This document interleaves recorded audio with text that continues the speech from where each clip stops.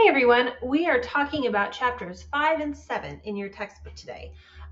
This is going to be a very short little mini lecture. Your book did a great job defining the key terms and theories. Like I had said in my unit intro video, there is a ton of terminology, but I feel like your book describes it really well. So I don't feel like I need to walk through step by step all of the terms and theories that your book laid out.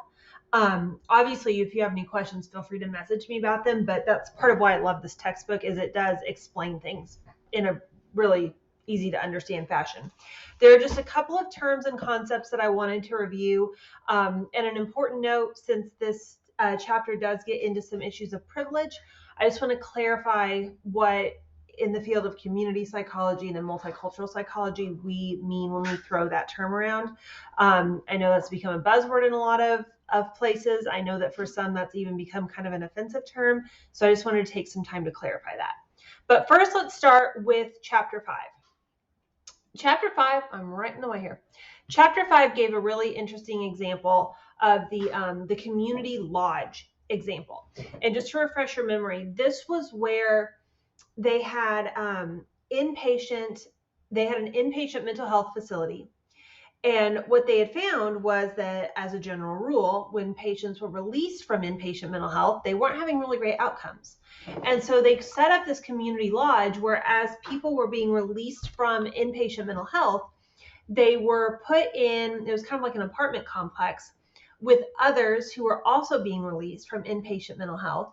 And they weren't having this external system of doctors and physicians overseeing them and micromanaging them. They were being supportive of each other. And it goes through a lot of controversy with that about how, even though they found good results, very few people have changed their model. But it gets at the point where, and I have a quote from your textbook right here up top, that ecological context of the hospital did not promote independent community living. Few opportunities for decision-making and autonomy, and good behavior usually meant following orders. The point that I wanted to get at that with community psychology, because again, remember, for your final paper, you're going to be picking a problem that you find interesting and addressing it from a community psych perspective. We can draw a lot of parallels with some of the problems that led to the community lodge example, because the reality is you cannot remove human autonomy without side effects. You can't take away people's sense of agency and not have some sort of negative ripple effect to that. And we have lots of parallel examples that we could look at. We can look at prison inmates and the not great results we tend to see when people get out of prison long term. We can look at military and some of the adjustment difficulties that some personnel have once they get out. We can look at inpatient drug and alcohol rehab and how somebody can be very successful in rehab and get out and then face difficulties and end up relapsing, even if they were doing an excellent job in rehab. And the summary that your textbook proposed was that these changes that are made in this very controlled, non-autonomous, non-decision-making setting are difficult to sustain long-term. We see a lot of short-term changes. So I wanted to look at a couple of parallel examples, just to give you a few ideas for your final paper if you find any of this interesting. If we look at inpatient rehab, there is a 40 to 60% relapse rate when people get out of rehab. Now, again, let's put this in a community psychology perspective. Let's take this off of the individual and look at some bigger picture issues that might be here. Think about what a lot of inpatient drug and alcohol rehab centers are advertised to be, right? It is a break from life completely. You are removed from stressors, and you are introduced to a variety of new activities and coping mechanisms. A lot of them have animal therapy. A lot of them have daily yoga. A lot of them have art classes. You can go do therapeutic horseback riding. You can do all these things and replace all these activities. There's a lot of times excellent nutrition provided with solid, nutritionally sound meals every day. People are released from rehab, and a lot of times the lifestyle that they got a taste of during those few weeks in rehab when they got sober is not very easy to maintain once they're out. Because if you think about the effects of somebody who has been in jail for drug or alcohol addiction or lost a job for drug or alcohol addiction, the economic opportunities they have when they get out could be very much tainted by that record. And if you think about some of these coping mechanisms that they were introduced to during rehab, yoga is not a cheap hobby. Horseback riding is not a cheap hobby. Art is not a cheap hobby. Buying the groceries for and cooking 3 nutritionally sound meals a day takes both money and time commitment. And you have all these everyday stressors that come back into play. Now, that's not saying that rehab in itself is bad, or that we shouldn't be giving people a break and providing them with some amazing distractions while they are on that journey to get sober and have those first few days and few weeks of adjustments. But a lot of times we set up an environment that then they go home and these are not at all the same situation. And a lot of times we end up seeing a pretty quick relapse rate. And just statistically, I'm sure there are some of us here in this class that have experienced that with a loved one, of watching a loved one struggle with addiction, go to rehab, being very optimistic because this time they are doing so great. And just a few days, a few weeks out of getting out, there's an unfortunate event. So that is one parallel example we can look at, in that we take away people's autonomy. We introduce large amounts of control, right? A lot of people are not allowed to have their cell phones in rehab, permission for phone calls, permission to watch TV, a very structured schedule throughout the day. We take away a great deal of autonomy and we put them in an artificial setting. The second example that I want to focus on is the recidivism rate in prison. Recidivism rate just basically means like reoffending and rearrest. If you look at inmates that are released from prison, there is a 77% recidivism rate within 5 years. There's a 45% within 1 year, okay? If you specifically look at property crimes, things like robbery, burglary, theft, about half who are arrested for a property crime will be rearrested in 1 year. And the interesting thing about this is there are no significant difference rates between those who go to therapy while they're in prison and those who don't, when you look at recidivism. So what, again, from a community psychology perspective, let's take away those individual variables. And what could we look at this to address? Well, one, clearly we might need to rethink the way we're doing in prison therapy, right? If it's not affecting recidivism rates, that would be one thing to discuss. Two, we know that in prison, autonomy is totally taken away, right? Like the initial example, that good behavior basically means following the instructions that are given to you, right? A good prisoner is one who never starts a fight and does what he's told, or she, or they. There's no, good behavior is following the rules. And looking at what kind of opportunities are we giving people in prison? Are we truly looking to rehabilitate them, or are we looking to punish them? Because if there's no educational opportunities in prison, which I know we're doing better with that, on the job training in prison where they're learning a marketable skill to get out and do, and we have employers who hold very high rates of stigma against not wanting to hire prior inmates, we are creating a situation where people get out of jail, might not have a job to go to, might not have a supportive family to go to. And especially when we look at the rates of property crimes, of course they're rearrested, right? There's not a whole lot of options there for a lot of people once they get out. So again, if we were to analyze this problem from a community psychology perspective, we'd want to look at their lack of autonomy and personal growth opportunities while they are in prison. So first of all, that's some examples you could be thinking of for your final paper, but also going along with this, the opportunity for bonus points, to do a little bonus point essay on this week's quiz, will be to think of a parallel example that we could use the same problem that the community lodge was trying to address, of creating a controlled situation with very little autonomy and then not seeing long-term results from it. You don't need to propose a solution or anything. Just give me an example of a parallel problem and give me some sort of interesting statistic to go along with it. And that'll be your bonus point essay for your quiz this week. If you want to use one of these examples, that's fine, but you can't use these same statistics. You got to find something new. So that is really the only thing that I wanted to touch on from chapter 5 to follow up with. I thought that was an interesting addition to that content. Now, intersectionality and privilege, very big buzzwords right now. Let me address intersectionality first, and then I'm going to address privilege along with why I am. Actually, no, I'm going to start with why I'm addressing the topic of privilege. The word privilege has gotten thrown around a lot within the last few years, a lot of times in ways that are not very helpful. There are a lot of people who feel like saying that there is privilege is a personal attack. There are a lot of people who feel like it's implying something about wealth or about social standing. I would like to give some personal examples of that from people in my own life, but I think it's probably wisest not to. But there are people who I know personally that the phrase of white privilege is just an automatic. I'm not listening to this. You're saying that all white people are rich and racist and we're done, right? It's been thrown around so much that it's really lost its meaning. And I want to clarify that because I don't want anybody starting this chapter automatically being offended of, oh, yay, another privilege conversation. So that's why I'm going to clarify this. But first, a discussion of intersectionality. Intersectionality is a very important concept in sociology, in any branch of social psychology, including community psychology, also cross-cultural psychology.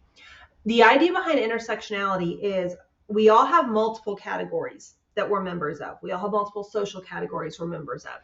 And these are going to intersect. These are going to combine. Your race, your ethnicity, your gender, your religion, your ability status, your sexual orientation, all of that, right?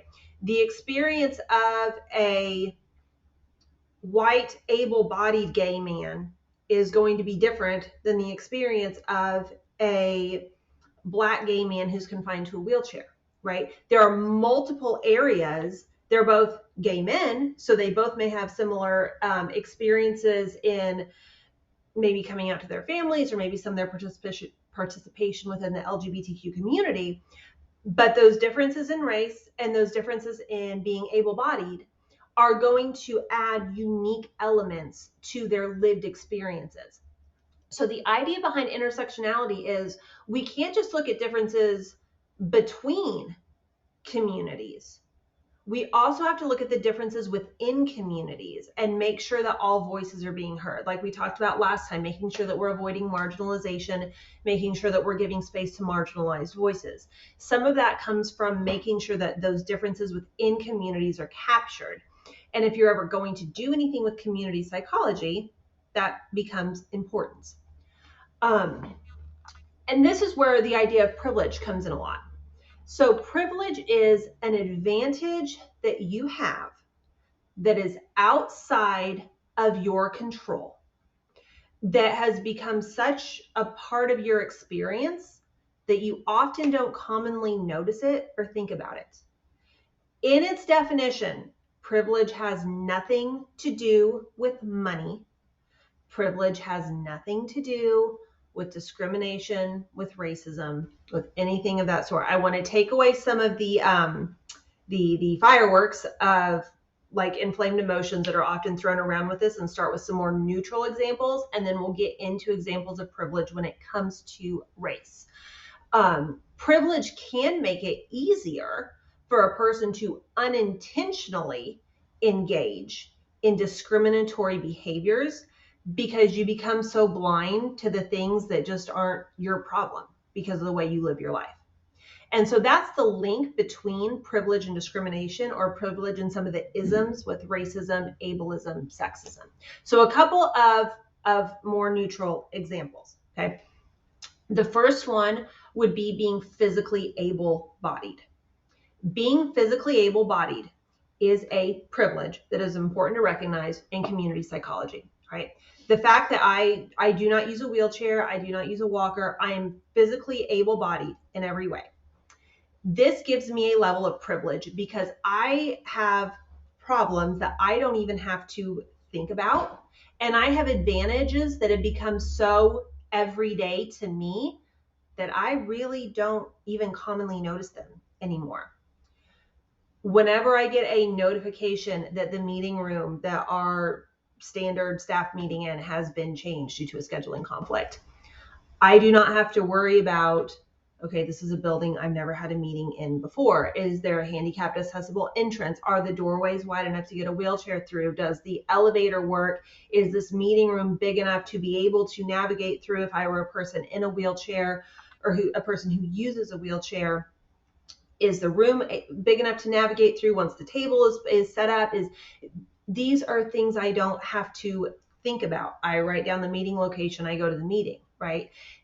My privilege of being able-bodied, and this being something that I live in and day out, has made it where I don't really even think about the struggles that an individual who uses a wheelchair might face on a daily basis in being informed that a meeting room has changed and in being in a building they're not familiar with, right?